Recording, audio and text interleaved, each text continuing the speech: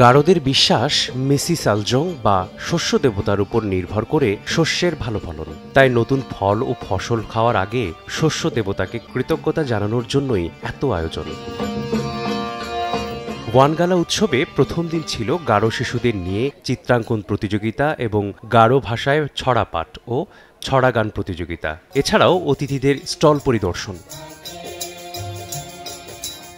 দ্বিতীয় দিন ছিল কিশোর কিশোরী এবং মহিলাদের পৃথক নৃত্য প্রতিযোগিতা, মিস ওয়ানগালা প্রতিযোগিতা, বিভিন্ন খেলাধুলা, পুরস্কার ও সাংস্কৃতিক অনুষ্ঠান। তৃতীয় ও শেষ দিন ছিল গারোদের খ্রিস্ট পর্বের ওয়ানগালার মূল অনুষ্ঠান আচারাদি। এদিন তারা শস্য দেবতাকে শস্য উৎসর্গ করেন এবং তাকে ধন্যবাদ জানান, যাতে আগামীতে শস্য ভাণ্ডার ভরে দেয়।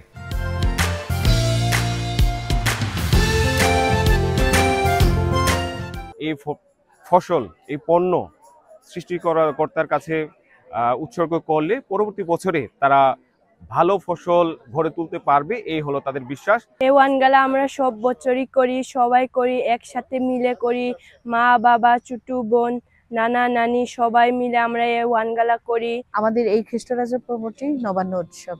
আমরা ঈশ্বরকে ধন্যবাদ এবং কৃতজ্ঞতা জানাই এই উৎসবে। সাধারণত বর্ষার শেষে ও শীতের আগে নতুন ফসল তোলার পর এই উৎসবের আয়োজন করা হয়। এই উৎসবের আগে নতুন খাদ্যশস্যের ভোজন একদম নিষেধ থাকে এই সম্প্রদায়ের জন্য।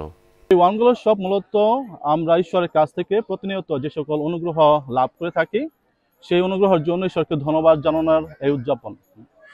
আর এই দিনটাকে বিশেষ করে যেহেতু এখানকার আমরা যারা রয়েছি আমরা অনেক কৃষিকাজ করি, আমরা শস্য প্রকৃতির উপর অনেক নির্ভরশীল, তাহলে ঈশ্বর আমাদেরকে সেই প্রকৃতির মধ্যে দিয়ে আমাদেরকে অনেক কিছু দিয়েছেন, আর তার জন্য আমরা সেই সকল জন্য ঈশ্বরকে ধন্যবাদ জানাই। আর আমাদের প্রভু যীশু খ্রিস্ট তিনি হচ্ছে আমাদের রাজা, এবং তাকে হিসেবে আমরা এই উদযাপনটা করে থাকি, যে সে রাজার কাছ থেকে আমরা সবকিছু পেয়েছি। ঐতিহ্যবাহী ওয়ানগালা শস্য দেবতার কাছে নতুন ফসল ভোজনের অনুমতির জন্য নেচে গেয়ে উদযাপন করা হয়। এই উৎসবে পরিবারের ভালোবাসা, আনন্দ, বিশ্বের সব পরিবারের মঙ্গল কামনা করা হয় দেবতার কাছে। সময় সংবাদ, শেরপুর।